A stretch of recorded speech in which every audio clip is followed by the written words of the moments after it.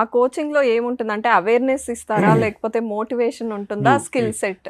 Motivation important అండి, but awareness is more important then motivation as per me. Right, motivation flame ఉంటే ఆ ఫ్లేమ్ని I mean ఒక spark ఉంటే ఫ్లేమ్ చేయొచ్చు with motivation. So awareness will create that spark. Okay. And motivation is like fuel, spread అవుతుంది. అది step by step ప్రాసెస్గా చేయాలి.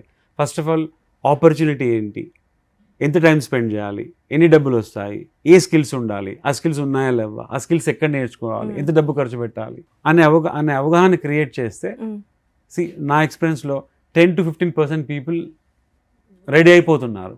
They jumping అన్నమాట. It's good. ఇప్పుడు ప్రస్తుతం నేను యూకేలో ఉన్నా కాబట్టి ఒక 100 దేశాల నుంచి అక్కడ పిల్లలు వస్తారండి. ఒక 100 కంట్రీస్ నుంచి, కామన్వెల్త్ కంట్రీస్ నుంచి వస్తారు. So Nigeria, Kenya, Africa, Albania, Peru, Colombia, India, Pakistan, Bangladesh, Sri Lanka, ఇవన్నీ ప్లేసెస్ నుంచి వస్తుంటారు అన్నమాట. వాళ్ళకి ఒక పైలట్ ప్రోగ్రామ్ స్టార్ట్ చేశా ఇప్పుడు.